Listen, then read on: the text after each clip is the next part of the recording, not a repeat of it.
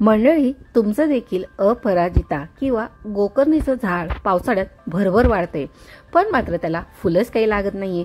पानं तर भरपूर येतात, पण निळी असो पांढरी असो फुलंच दिसत नाही. मग हा व्हिडिओ शेवटपर्यंत बघाच, कारण आज आपण जाणून घेणार आहोत की ऑगस्ट महिन्यामध्ये अपराजिताच्या झाडाला कोणते घरगुती असे खत द्यावे, ते किती प्रमाणात द्यावे आणि कसे द्यावे, जेणेकरून तुमचं झाड हे फुलांनी बहरून जाईल. पावसाळा म्हटला म्हणजेच झाडांसाठी नॅचरली असं बूस्टर असतं. अपराजिताला या काळामध्ये पुरेसं पाणी मिळत असतं आणि ओलावा देखील मिळत असतो. त्यावेळी नवीन कोंब हे भरभर वाढत असतात. फक्त झाडाला पाणीचे पुरेसे नाही, झाडाला योग्य पोषणही हवं असतं, नाहीतर मग फक्त पानांचीच वाढ होत असते आणि मात्र फुलं किंवा कळ्या ह्या तयारच होत नसतात. म्हणूनच ऑगस्ट मध्ये झाडाला खत देणं देखील तेवढंच महत्वाचं आहे. सो हाय हॅलो नमस्कार मंडळी, मी राजश्री पाटील स्वागत करते आपल्या मराठी युट्यूब गार्डनिंग चॅनलमध्ये. मंडळी, आज आपण घरगुती खतांविषयी जाणून घेणार आहोत, पण मात्र आज आपण एक नाही तर जवळपास 4 ते 5 वेगवेगळे असे घरगुती खत जाणून घेणार आहोत, ज्यामुळे अपराजिताच्या झाडाला भरपूर असे फुलं येतील. सो मंडळी, दरवेळेस माझ्या झाडांवर भरभरून फुलं येत असतात आणि मी तुमच्याशी ते वेळोवेळी देखील शेअर करत असते आणि मी कुठल्या महिन्यात कुठल्या प्रकारचे खतं देत असते ते देखील तुमच्याशी शेअर करत असते.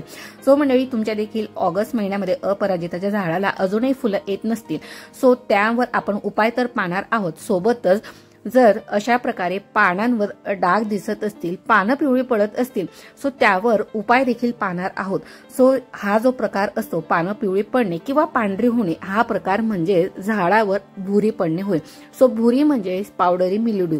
सो यावर घरगुती उपाय काय करायला हवा ते देखील मी व्हिडिओच्या शेवटी सांगणार आहे, त्यामुळे व्हिडिओ कुठेही स्किप न करता संपूर्ण पहा. सो व्हिडिओची सुरुवात करताना सर्वात प्रथम आपण ऑगस्ट महिन्यात काय टाळायला हवं ते अगदी थोडक्यात पाहूया. मंडळी, झाडांवर वारंवार पाणी शिंपडू नका, कारण की जास्त ओलसर वातावरणामुळे हा जो भुरीचा प्रकार आहे तो त्याने वाढत असतो. त्यामुळे जास्त नायट्रोजन असलेले खतं देखील देऊ नका. आणि महत्वाचं म्हणजे जी काही इन्फेक्टेड पानं असतात ती वेळोच्या वेळी काढून टाका किंवा त्यांना झाडांपासून दूर करा.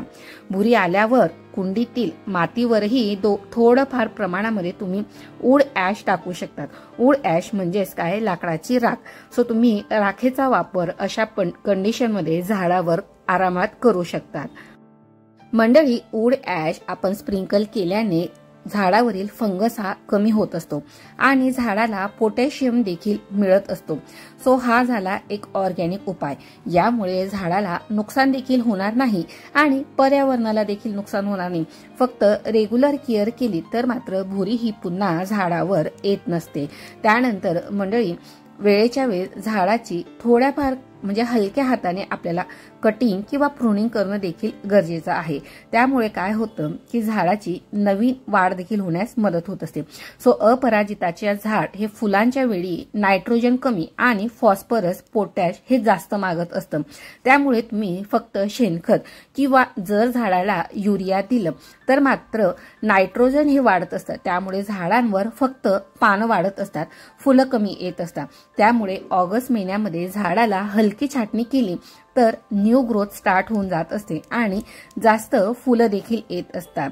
त्यामुळे हलकीशी अशा प्रकारे तुम्हाला पिंचिंग करणं देखील गरजेचं आहे. जे इन्फेक्टेड किंवा पिवळी झालेले, भुरी आलेली, जी काही फंगस आलेली पानं आहेत ते देखील झाडावरून वेळोवेळी कमी करणं देखील गरजेचं आहे. झाडांवर पाने कमी असले तरी चालतं, पण मात्र किडीचा प्रादुर्भाव कमी असलेला कधीही चांगलाच असतो. मंडळी, पावसाळ्यात अपराजिताच्या झाडाला मावा, पांढरी माशी, फंगस होण्याचा धोका असतो. त्याचप्रमाणे भुरी म्हणजेच पावडरी मिल्ड्यू सारखा किंवा पावडर सारखा थर देखील दिसत असतो आणि तो पटकन देखील पसरत असतो. त्यामुळे झाडाची आणि फुलांची दोन्हींची वाढ ही कमी होत असते. त्यामुळे भुरीवर एक घरगुती उपाय तुम्हाला मी या ठिकाणी सांगणार आहे. 1 लिटर पाण्यामध्ये 1 चमचा बेकिंग सोडा प्लस 1 थेंब तुम्ही लिक्विड सोप असो किंवा हँडवॉश लिक्विड असो त्याचा तुम्ही आठवड्यातून एकदा स्प्रे करा किंवा हळद पावडर आणि पाणी म्हणजे 1 लिटर पाण्यात 1 चमचा हळद उकळून थंड करून घ्या, त्याचा देखील तुम्ही स्प्रे करू शकता। त्याने फंगस हा स्प्रेड कमी होण्यास मदत होत असतो। सो मंडळी, हे झाले आपले घरगुती उपाय। जर तुमच्याकडे नीम ऑइल असेल तर नीम ऑइल मध्ये तुम्ही 1 ते 2 चमचे लिक्विड हँड वॉश ऍड करून तुम्ही त्याचा देखील स्प्रे करू शकतात। याने फंगस कमी होण्यास मदत होत असते। सो 1 न 4 ते 5 उपाय मी या पावडरी मिल्ड्यूवर तुम्हाला सांगितलेले आहे। त्यानंतर आता वळूया ते म्हणजे खताकडे। मंडळी, झाडाला कधीही खत देण्याआधी माती मोकळी करून घेणं हे गरजेचेच आहे। सर्वात प्रथम कुंडी स्वच्छ करणे म्हणजे गवत असो किंवा जे काही तण असो, वीड्स जे काही कुंडीमध्ये उगवलेले असतात एक्स्ट्राचे, ते झाडांचं पोषण ऍब्सॉर्ब करत असतात। त्यामुळे कुठल्याही प्रकारचं गवत असो, काडी असो, कचरा असो, ते सर्वप्रथम साफ करणे गरजेचे आहे। जर सारखा त्यांचा प्रादुर्भाव म्हणजे अशा प्रकारचे गवत किंवा कचरा जर कुंडीत साचून राहिला तर याने फंगसचं प्रमाण देखील जास्त होत असतं आणि झाड हे जास्त प्रमाणात आजारी पडत असतं।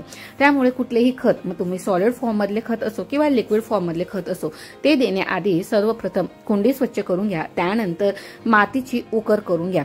खालीवर माती केल्यामुळे एअर सर्क्युलेशन देखील कुंडीमध्ये चांगल्या प्रकारे राहत असतं आणि झाडांच्या मुळांच्या शेवटच्या टोकापर्यंत ऑक्सिजन हा जात येत राहतो।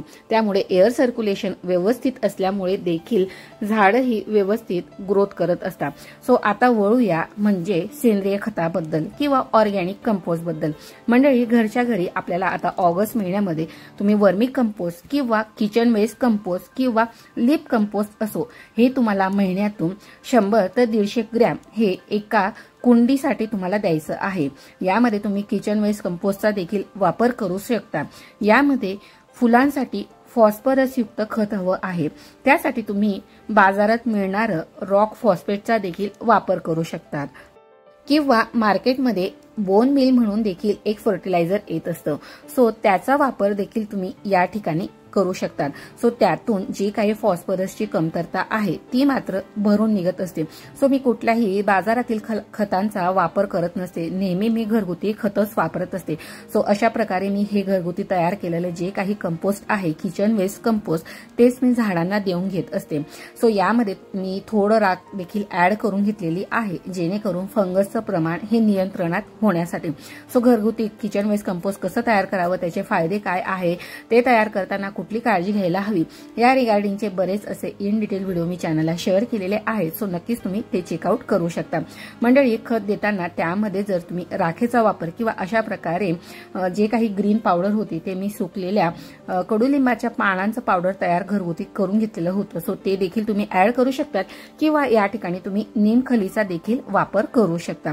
जर तुमच्याकडे ट्रायकोडर्मा किंवा साप बुरशीनाशक पावडर असेल तर त्याचा देखील तुम्ही या ठिकाणी वापर करू शकतात। सो मंडळी, फुलांसाठी तुम्हाला फॉस्फरस युक्त खत हवं आहे। सो तुम्ही घरगुती केळीच्या सालींचं खत आणि राख 2-2 चमचे देखील महिन्यातून 1 ते 2 वेळेस झाडाला देऊ शकता।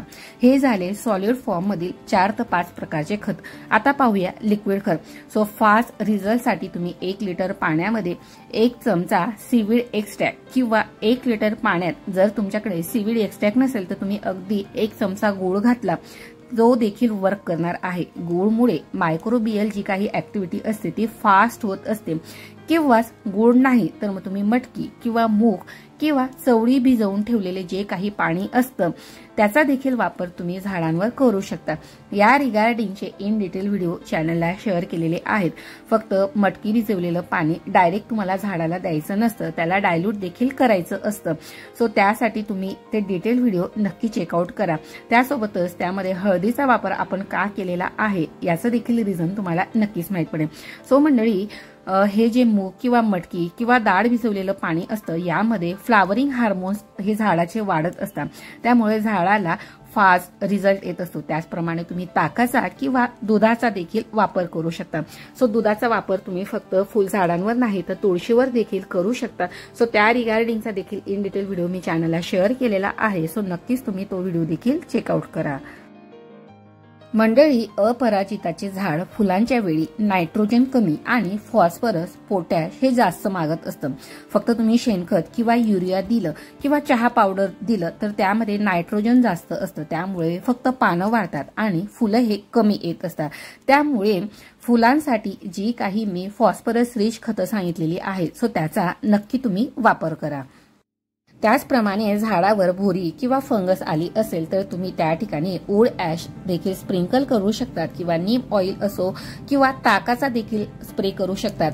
1 वाटी जर ताक घेतलं तर त्यामध्ये 10 पट तुम्हाला पाणी घ्यायचं आहे आणि ते लिक्विड फर्टिलायझर जे तयार होतं त्याचा देखील वापर तुम्ही अशा प्रकारे फंगस कंट्रोल करण्यासाठी वापर करू शकता. मंडळी, ऑगस्ट महिन्यात झाडांचं व्यवस्थापन करा. झाड हे खूप झुडूप झालं असेल तर मात्र हलकीशी त्याची छाटणी करा. झाडाला क्लाइम्बिंग सपोर्ट द्या. त्याने भरपूर असे फुलं देखील लागत असतात. सो तुम्ही त्या ठिकाणी एखाद्या भिंतीचा वापर करू शकता किंवा काठी असो किंवा एखाद्या दोरीचा वापर करून त्याला तुम्ही सपोर्ट देऊ शकता. जर कुंडी लहान असेल तर मात्र त्या ठिकाणी तुम्हाला रिपॉटिंग करणं देखील गरजेचं आहे. सो आता देखील तुम्ही ऑगस्ट महिन्यामध्ये झाडाचं रिपॉटिंग करू शकता. सो झाडांचं रिपॉटिंग करताना कुठल्या प्रकारची काळजी घ्यायला हवी या रिगार्डिंगचे बरेच इन डिटेल व्हिडिओ मी चॅनलला शेअर केलेले आहे. सो नक्कीच तुम्ही जर ते व्हिडिओ पाहिले तर रिपॉटिंग करताना झाड हे शॉकमध्ये जाणार नाही, झाडाला कुठल्याही प्रकारचा स्ट्रेस येणार नाही आणि झाड हे व्यवस्थित प्रकारे ग्रो करेल. सो नक्कीच कुंडी जर लहान असेल तर तुम्ही आता झाडाचं रिपॉटिंग देखील करू शकता. मंडळी, खत टाकताना झाडांच्या मुळाजवळ खड्डा न करता कुंडीच्या कडेवर म्हणजेच बांगडी मेथडने आपल्याला खत टाकून घ्यायचं असेल. सो नक्कीच झाडाच्या मुळांजवळ खड्डा न करता कडेकडेने आपल्याला झाडाला हे खत देऊन घ्यायचं आहे. सो मंडळी, अपराजिताचं फूल किंवा गोकर्णीचं फूल पूजा, औषध आणि चहा म्हणजेच ब्लू टी साठी देखील वापरले जात असतात. झाडं ही घराचं सौंदर्य देतात प्लस घरासोबत पॉझिटिव्ह एनर्जी देखील वाढवत असतात. मंडळी, तुमच्याकडे अपराजिताच्या कुठल्या रंगाचा वेल आहे ते देखील मला कमेंट सेक्शनमध्ये सांगा. आणि हो, तुम्ही अपराजिताच्या फुलांचा वापर कशासाठी करता? पूजासाठी करता किंवा चहासाठी करता किंवा फक्त शोभेसाठी करता ते देखील मात्र कमेंटमध्ये सांगायला विसरू नका. लक्षात ठेवा मंडळी, झाडाला खत फक्त अन्न नाही तर त्याची ताकद आहे. जसा आपण योग्य आहार घेतो तसं झाडालाही योग्य वेळी योग्य खत दिलं तर ते मात्र भरभरून फुलत असतं. या ऑगस्ट महिन्यात अपराजितेला प्रेम, पाणी आणि योग्य खत द्या आणि बघा, तुमच्या बागेत देखील निळ्या स्वर्गासारखा फुलांचा वर्षाव हा नक्कीच होईल. आय होप मंडळी, आजचा हा व्हिडिओ आणि व्हिडिओ दिलेली माहिती तुम्हाला थोडी जरी हेल्पफुल ठरली असेल तर मात्र व्हिडिओला नक्की एक लाईक करा आणि कमेंट सेक्शनमध्ये मात्र विचारलेल्या प्रश्नांची उत्तरं द्यायला मात्र विसरू नका. आणि हो मंडळी, अजूनही तुम्ही जर चॅनलला सबस्क्राईब केलं नसेल तर मात्र वाट कसली पाहताय, पटकन सबस्क्राईब बटन प्रेस करून त्यासमोरील बेल आयकॉन प्रेस करून ऑल्सो ऑप्शन सिलेक्ट करा, जेणेकरून येणाऱ्या लॉंग आणि शॉर्ट दोन्ही व्हिडिओचं नोटिफिकेशन मिळेल. आणि हो, अजूनही तुम्ही जर मला इंस्टाग्रामला फॉलो करत नसेल तर नक्कीच त्या ठिकाणी फॉलो करून घ्या, कारण की त्या ठिकाणी देखील मी छोट्या छोट्या गार्डनिंगच्या टिप्स तुमच्याशी वेळोवेळी शेअर करत असते. आणि तुम्हालाही काही क्वेरीज असतील तर नक्की मला कमेंट सेक्शन किंवा इंस्टाग्रामला DM नक्की करा. चला तर मग मंडळी, भेटूया पुन्हा एका नवीन आणि माहितीपूर्वक व्हिडिओमध्ये. तोपर्यंत मात्र अल्फाबेटिकल A to Z ही जी काही आपली ग्रीन जर्नी स्टार्ट झालेली आहे सो त्याला देखील नक्कीच जॉईन व्हा आणि त्या व्हिडिओना देखील नक्कीच भरभरून सपोर्ट करा. So take care and bye friend. Happy gardening.